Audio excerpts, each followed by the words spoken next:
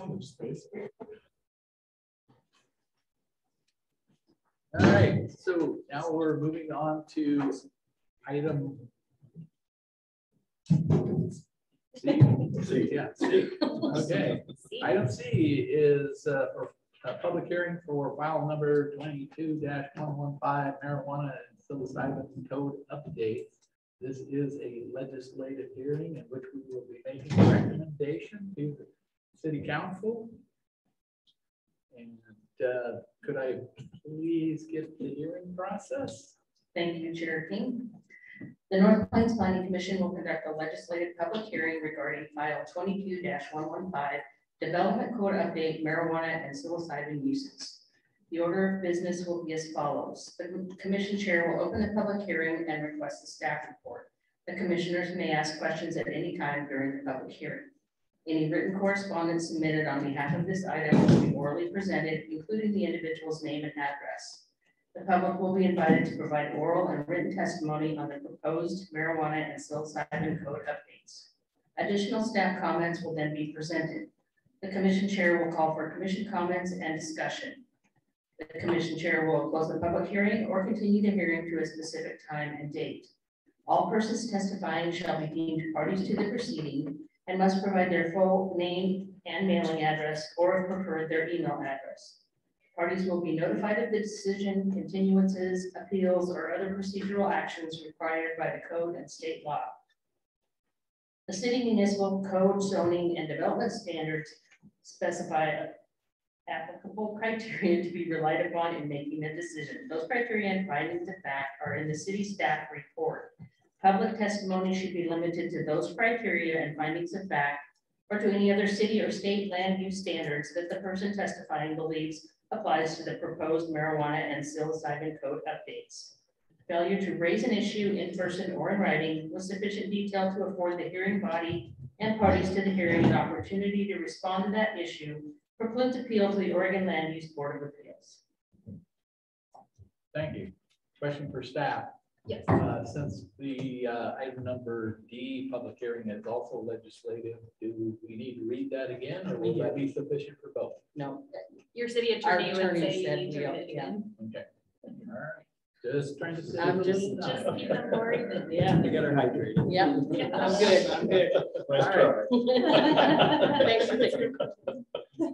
I'm going to open the public hearing at 7:50 for file number 22-115, marijuana and psilocybin zone and development code update. Staff. Thank you, Chair King. This application before you this evening, 22115, is being brought forth by city staff related to the development code provisions that are existing for marijuana uses and that are proposed new for psilocybin uses. The code currently contains conditional use permit criteria for marijuana uses, but based on the Oregon voters in 2020 approving ballot measure 109, allowing the manufacture, delivery, and administration of psilocybin, a naturally occurring hallucinogenic chemical found in certain types of mushrooms, to licensed service providers and adults over the age of 21 under the supervision of licensed service providers. We as a city need to determine where, what parameters to place on the location of these types of uses. So this evening, we have proposed several code updates related to where and how and when, time, place, and manner these types of uses can occur within our city limits. Next slide. The City Council and Planning Commission held a joint work session in September. We did discuss these topics amongst others to validate that we wanted to proceed with changes to the existing marijuana business code locational standards, as well as adding the psilocybin standards that are similar to the marijuana uses. This packet includes the proposed code updates, as well as a map demonstrating the areas where the uses would be permitted. I will make a note that in the packets that you received, there was a little overlap between this public hearing and the next one regarding short-term rentals, particularly in the definitions section, some of the zones and the use table. And so to try to clarify that a bit, I used yellow highlighter for the proposed code changes related to marijuana and psilocybin, and gray highlighter to say that we're talking about short-term rentals. So we're focused on the yellow highlighted sections. In addition, your code packets are in order and only contain the chapters that have those uses in them. The Planning Commission is being asked this evening to conduct a public hearing and to make a recommendation to City Council. And again, we'll recommend that to the November 7th, 2022 date. Next slide. So here's the map that you have seen several times and gone through several iterations, identifying the various buffers that we would implement based on the proposed code. The red areas are the C2 zoning district. So that would be your marijuana retail businesses, medical businesses, and your psilocybin service centers where someone would obtain a session of psilocybin service. Your gray area, or excuse me, purple areas are your M2 general industrial zones where someone could do production, processing, warehousing of marijuana uses, or could do laboratory testing, or just went British for a moment, or do the processing, again, of those types of uses. The state law does require that the cities accommodate for both types of uses. Andy, are you able to show the very bottom of this map? There's a scale that I just wanted to make note of. The scale at the bottom shows a 2,000 foot distance. That's roughly equivalent to the stretch of Glencoe Road that's in the red. So with the requirement that these businesses be located 1,000 feet from a similar use business, in order to get 2 marijuana businesses or 2 psilocybin businesses on Glencoe Road, they would have to be placed right in the north or south of the permitted area. If someone located anywhere in the middle half of that area, it would just be one of each of those types of businesses that could locate there. So I just wanted to make that clear as far as distance, that it really is a pretty limited amount of these businesses that you would see along Glencoe Road. And of course, nothing along Commercial Street, as that's in our C1 zoning district, until you get down to the light industrial that's beyond the warehouses at the end of, beyond Main Street. Okay, next. So our proposed updates are affecting the definitions, conditional use permit, zoning use table, and C2 and M2 standards this evening, and those are in your packet with that yellow highlighter. Next. So for definitions, all of the definitions that we added this evening are related to psilocybin, and they come out of the state Oregon Health Authority definitions of these types of uses. So we just wanted to make clear what we were talking about and what the different types of uses are. We're not recommending any changes to existing definitions. Next. The conditional use permit. So the conditional use permit is where the criteria live for both marijuana uses and psilocybin uses. We're going to add psilocybin service centers to the same standards that apply to marijuana businesses. So they'll be codified in the same location in the conditional use permit.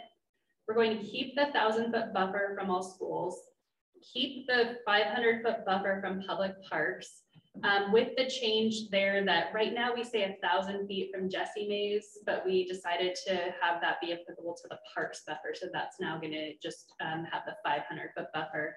We're going to keep the 100 foot buffer of residentially zoned property. So this is going to pull the businesses like along Glencoe. If there's residential property backing to a commercial site, you'll have to site your building with with a 100 foot buffer from those residential properties to be able to operate on those sites. And then again, I mentioned that 1,000 foot spacing between like businesses, so marijuana business to marijuana business, or psilocybin service center to psilocybin service center. We're going to remove the 50 foot buffer that's currently required from the street frontage, because what this did was essentially make Glencoe Road undevelopable for these uses, because once you have your 100 foot buffer from your residential uses and you say, and you got to go 50 feet back from Glencoe, boom, you have no land left on your site. So this is kind of the one that allows possibly these types of businesses to develop and locate.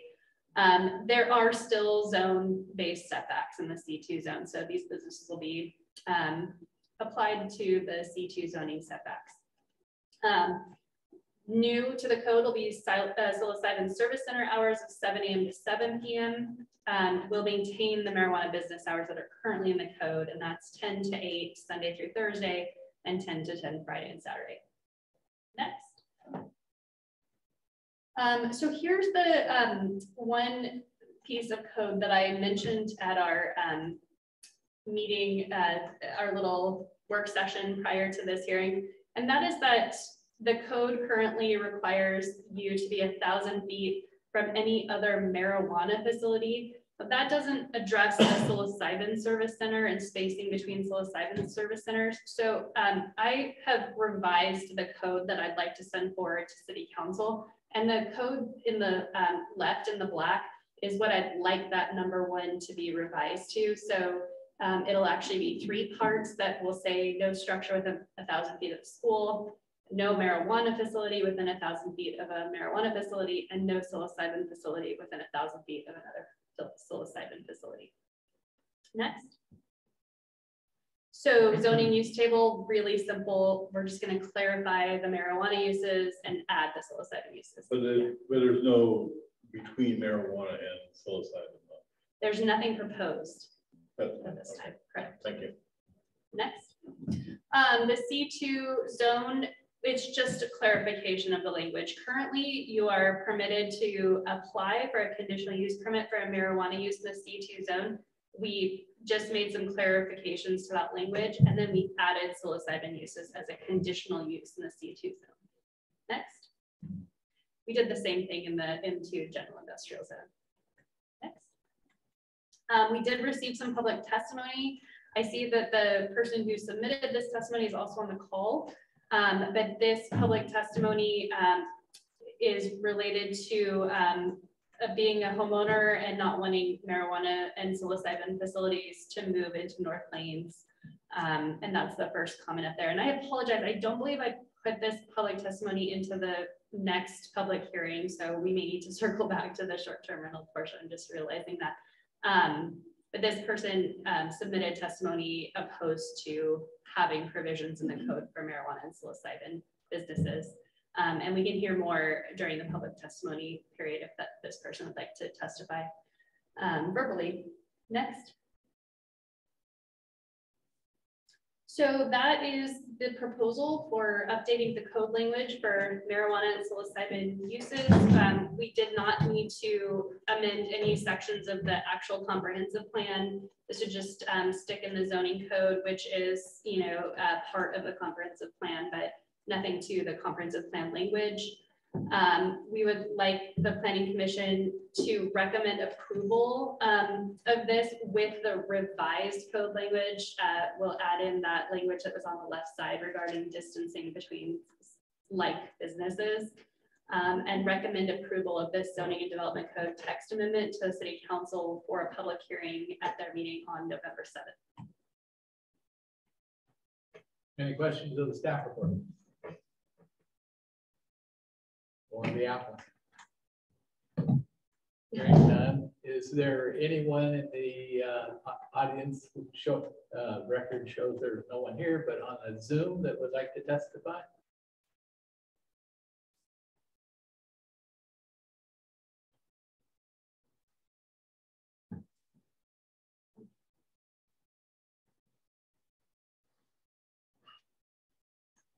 We'll ask again, is there anyone on the Zoom that'd like to testify?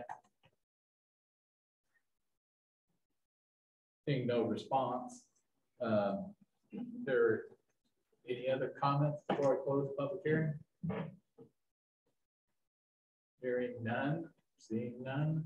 Close the public hearing at 8:01. Any deliberation? I'll entertain motion.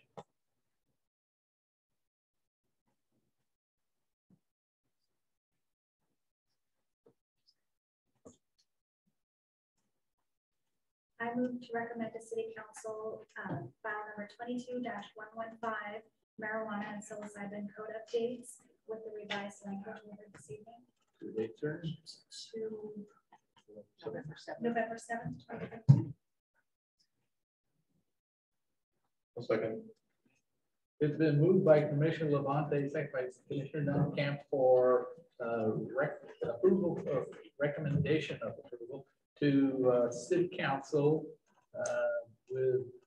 for file number 22-115 marijuana psilocybin zoning and code development code updates with the revised code to a date certain, November 7th, 2022. All those in favor say aye. Aye. Those opposed? Abstentions? Unanimous?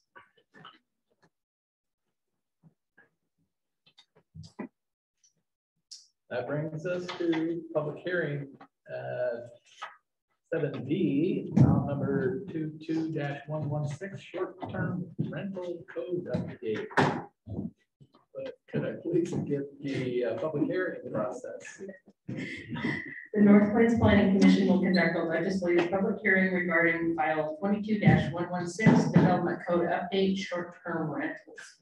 The order of business will be as follows. The commission chair will open the public hearing and request the staff report. The commissioners may ask questions at any time during the public hearing. Any written correspondence submitted on behalf of this item will be orally presented, including the individual's name and address. The public will be invited to provide oral and written testimony on the proposed short-term rental code update. Additional staff comments will then be presented.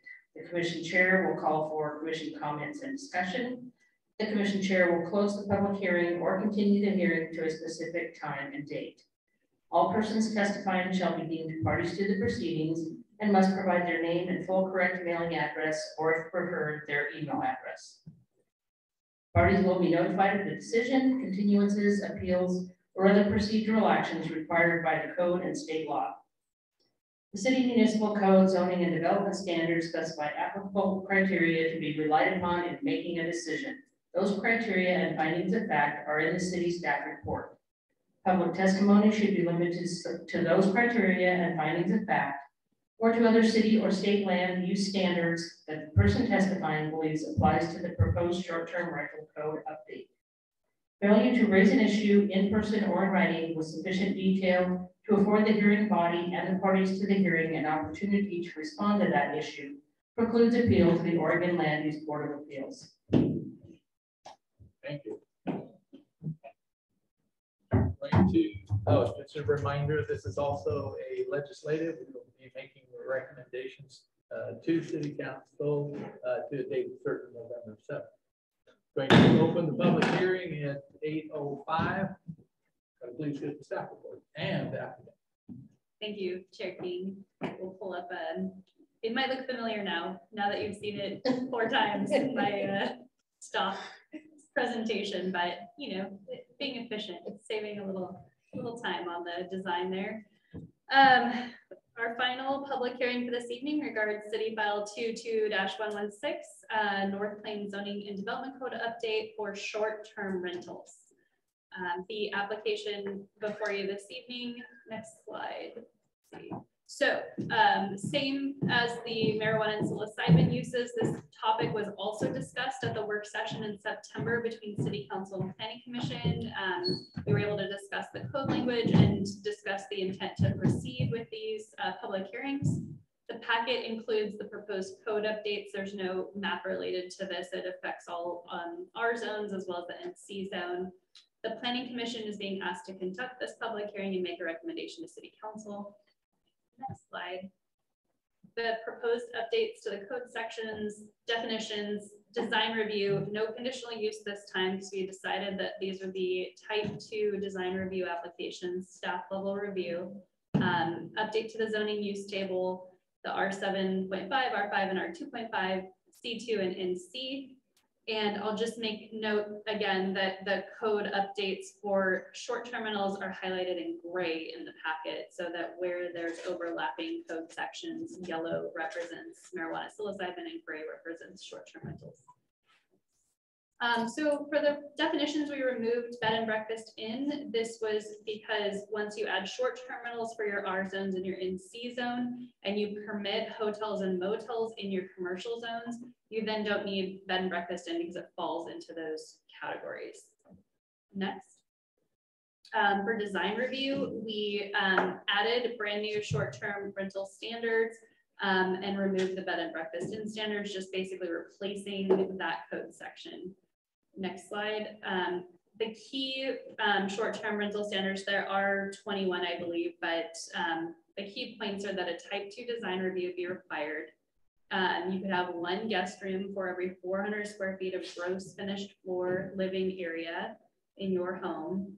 You have to provide 1 parking space per guest room, and you may provide food to overnight guests only. So you can't have like a little side coffee shop that's, you know, being operated in addition to your short-term rental. And all of this would be required to get some sort of permit by the city. The code says business license or short-term rental permit, depending on how the city staff wants to administer that. We made that language pretty flexible so that whatever works could be used there. Next. So again, super simple change to the zoning use table, adding short-term rental, removing bed and breakfast inn. So right now, you could do a bed and breakfast inn as a conditional use in the R5 and R2.5 zone. There's no provisions in the R7.5 zone. So we would remove those conditional uses and allow short-term rentals permitted outright in all 3. For the C2, we would just remove bed and breakfast inn as a conditional use because currently hotels and motels are permitted uses. Next.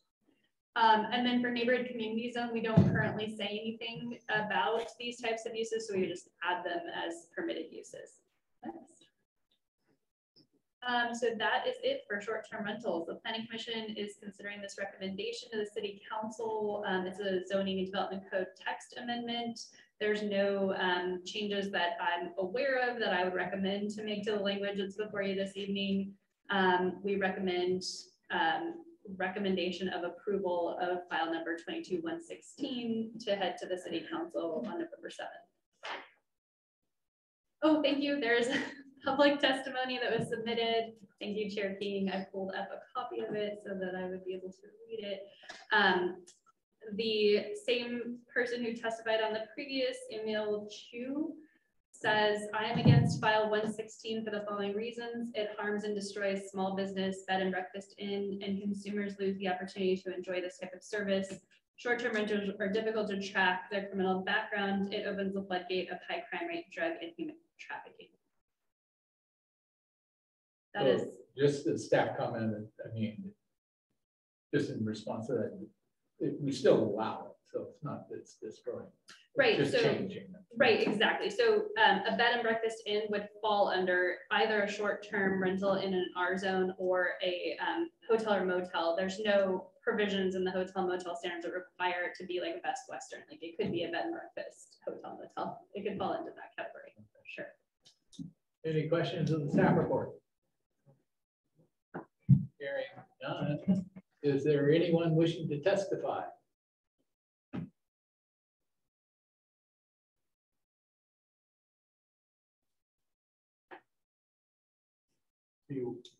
We have no one in the audience, let the record show, and one person on Zoom. They are not indicating to testify. 2 people, oh, excuse me. Yeah, Councilor Payton. Right. Okay. So there's no other questions or comments. Public hearing at 8:11. Just a reminder, we're looking for recommendation of approval to the City Council to a date certain, November 7th. Correct? Thank you. Yes. Correct. I'll entertain a motion. I recommend to the City Council to approve file number 22-116 short-term rentals code update. The date certain. November 7th.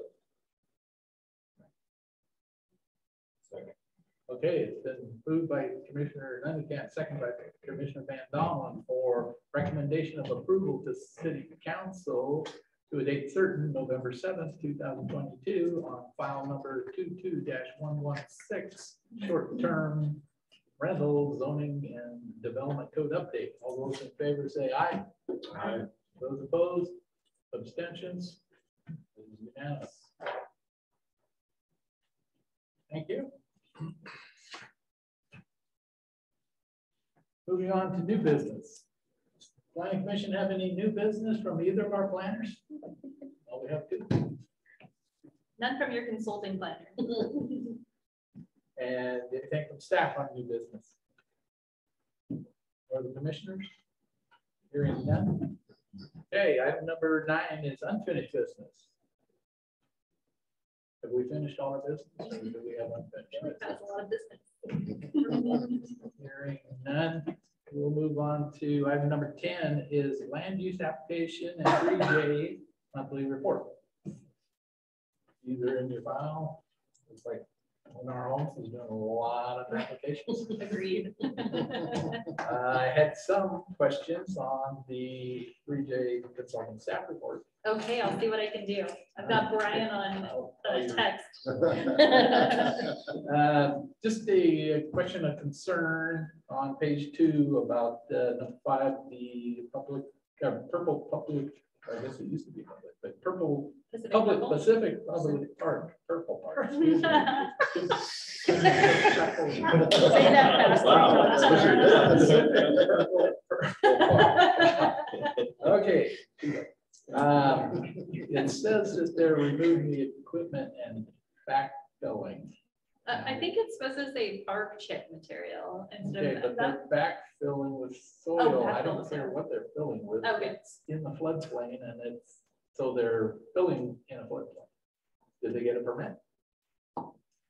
General maintenance project.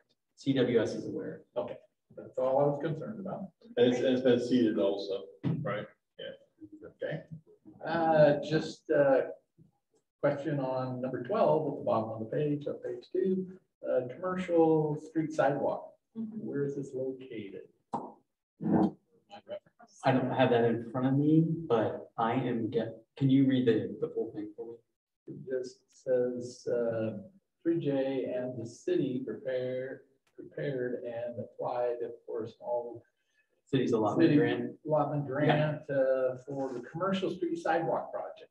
Yeah, so that would be on the north side of Commercial Street, just some infill to connect Where? from Glencoe to basically 313. Glencoe to 313. So we're talking about, not talking about doing the part in front of the section where I think they're making application for housing, the commercial homes project.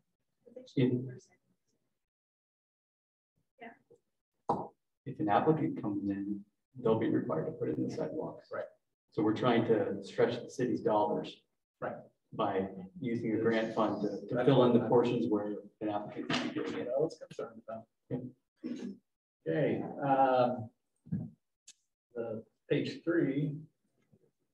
Yeah, page 3, toward the bottom is just a question on the 309/K-burn. Talking about fee and lieu. Mhm. I'm assuming these are 2 vacant lots on K-burn on the south side. Correct. This was a lot confirmation, existing lots that had been joined together as one tax lot. And they came in for confirmation that there are 2 existing lots there. Lots of record. Lots of record. And so we were able to confirm that, but then did notify them that they'd be responsible for frontage improvements or fee in lieu if they came in to develop homes on those lots. Okay, my concern is that there's a public street right up to them. So why would we do fee in lieu when they're required to do a 3/4 street improvement? Well, you couldn't get a 3/4 street improvement on a 2-lot partition. You wouldn't be able to do A half proportionality. street? Not What improvements are they required? Just curb and sidewalk? right. And drainage, yeah. So that's why I believe, I mean, I could be wrong, but I think that was the determination there, that you have to be proportional to it. That's proportionality. Okay. It's been litigated. That's the way you guys wanna run the show. I asked the same question. I also have a question on Go the ahead, reports. What is the steel electric application? Oh, you know, there was a pre-app almost a year ago. We should take that off probably after a year. Do you think we're gonna see anything? I haven't heard any questions on the property Where or was it? Well, it was on Highland Court, right? The, what's their name? What gym and, yeah, by the Veterans Park, McDonald's. oh, yeah. Yeah, Galway. Oh, Yes, Bill. but often, you know, you have a pre-app and then there's lots of follow-up questions and lots of like, Steel was. the name of the you know, Steel Electric. but we haven't heard from. And that's, Provision that after certain. Yeah, that's goes by, what you my- have to do another. I mean, It Right. does not, your code. your yeah, code that's does one not thing that specify. I was just thinking is, I mean, for instance, we were looking at the Bren Hill thing and the application, you know, pre-app was in February. Mhm. And they're using materials from that as though, you know, even though things had changed. Thinking there's gotta be a time when all of a sudden that pre-app, you gotta start over. Codes change. sometimes, Yes. Especially when we're doing. Right. a lot. Do a lot of code changes. Yeah. So Something needs to be done. I think more or less had 2 pre-apps. did They they, had so much time between their, what was the time frame? Do we know? Their most recent was June 23rd, 2022. The one prior to that, I believe, was pre-COVID. yeah. it's 20. It was before they harvested, I believe. I agree. I think that's right. So is that something that we should consider? Is it a pre-app? You should that's definitely only consider so- it. I'll have staff look into that. Our planning I'm not staff. saying a word. That's I for know you you're guys just to debate. observing. Okay, are there any other questions of the land use or the update report? I don't see a permit listed on, there's a fence permit. We're still doing fence permits, right? I don't see one issued on this for Main Street and another. Put the road, the holder of the ground, the back of Smith there, or there. Is it on, is it a Close to corner the house? I'll send Public Works over there and look. There, that's a new owner bought that property that won out of ordinance with the city with about 5 foot bushes in it. And then they cleared it up and now they're putting a fence. I was wondering, yeah, you know, when the city employees drive by at 8:15 every morning in that truck, they should bring the information back. What are the dates of the permits in there? 9/21 is the last one. Oh, excuse me, no, 9/22. Oh, yeah, nice. It's been a few weeks, so they may have one in, I don't know. all the Yeah. permits. So there's Top of my that, head. as you said on that, right? Yeah, one's in Maine, I mean, it's. They got No, popped- you, oh, They got popped originally. Was there 2, The I thought fence you was said? too far out. didn't you say 2 or just 1? Huh? You said just 1. Just one, with the house. Right. The other 2 lots are wrong. Any other questions? Update? Okay, hearing none. Item number 11, planning commission comments. Any comments from the planning commission? Go ahead. Has staff heard anything about Subway? I know it just sold last week. What? Subway. And what would it be about? Well, it just sold last week. I didn't know if it was gonna redevelop into something else. The property sold? Anything about Subway being anything other than Subway at this point? I knew it sold. I I didn't know that. I've talked to the owner, or that has the franchise, because he has several, and he also has Burger King. We had a hard time getting a hold of them. They haven't had a working phone in that building for 2 years, since before COVID. Before COVID, because someone called and they left their wallet there, and they live in the seaside. He said, I've been calling, and it says the phone's out of order. Didn't sell to a Mexican restaurant, did it? It sold to somebody in California. That's throwing that out there. The guy that I dealt with the business license and stuff, lives up in Silver Hill. What? You're right, healthy competition. Just a little more. Capital of the world. Okay. Any other planning commission comments? All right, staff comments. Joel. You have some? Go ahead. I have some as well. The board has been ulterior. No. Steve did a big introduction before. I don't know if everyone's met Doug Keene. He is so Steve invoked the name RARE earlier. That stands for Rural something. Resource Assistance for Rural Environments. Resource Assistance for Rural Environments. It's a U of O program in partnership with AmeriCorps. So students kind of fresh out of school will come and do a year-long stint helping rural Oregon communities with economic development, planning, whatever it is. So we have a work plan for Doug. He's here for about a year. He started around the same time Steve did, and he'll be working on planning, downtown plan implementation, some events, tourism, marketing, all sorts of things, kind of helping for the community. So Doug has a lot of thoughts. So just feel free to introduce yourself to him and say hi anytime. Oh, yeah. One of my big thoughts is let's bring back the farmer's market. You might want to talk to me about that. We might want to talk to a few people about it, like the Chamber of Commerce. So Doug's been working with the Secretary, Treasurer, Administrator of the Chamber of Commerce about that, and a few other folks in the chamber. So they can get that later. Definitely, yeah. You were left out of it, sorry. Apparently, treasurer doesn't count. Treasury Secretary. Yeah. Okay, and just Yeah, so anyway, that's Doug. Anyway, he'll be with us for a year. We're excited to have him. So, welcome aboard. Good to be here. And the duck, if you look better. Oh. Okay, and back to planning commission comments. Does any of the planning commissioners have anything for city council? We Oh, have One more staff going.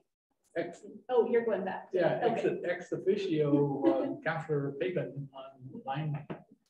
Any comments for her, city council? And do you have any for the planning commission?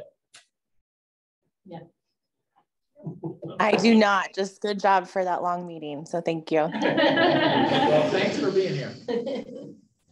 Okay, and then back to staff comments. Yeah, so I had the pleasure of meeting many of you almost 8 years ago when I Has it been that long? Yes, December of 2014 was when our contract was signed. So we've been through a lot here and I will miss you all, but you're in great hands with Steve. I'm also not going anywhere. I'm still on the UGB project. So you'll see me again when we're ready to get that up and rolling. I'd say it's been a pleasure working with you too. Thank you for everything. I'll just throw out, I've been on the planning commission for, I think, 26 years or something. And I think you've been doing the best job of any kind of that. I said I Except for wasn't that, gonna that cry. last- except for that last Brindle thing. Fair enough, fair enough. I'll take that. Okay. But I also want to say that I have the privilege of getting to talk about North Plains at the end of the month. I'm going to Pendleton with Bill Reed. We're going to the Oregon Planning Association, Oregon APA conference, and we were approved for a session to talk about North Plains and about small town character and growing pains and economic development and creative infrastructure financing and future proofing your code and all the things that we've been working on for this time. Our session is in joint with Sandy on the other side on 26th, and they're going through some similar issues, being outside of Metro, but near Portland and growing. Anyway, so we're going to share that session with them, and Bill and I are going to represent the city and tell the story. So looking forward to doing that.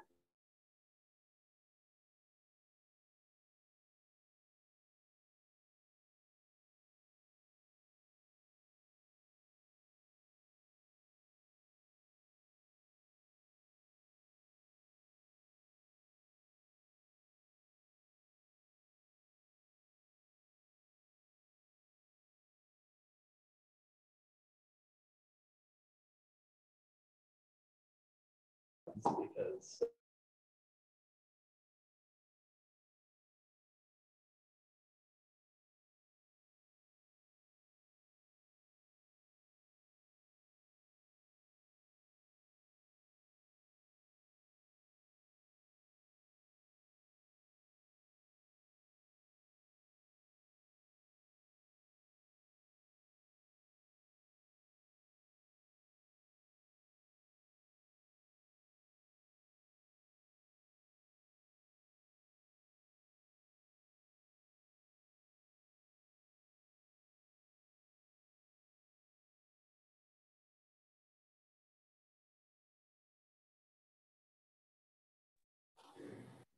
I think we're very limited with our industrial. So I don't see that adding industrial is going to interfere with our small town people.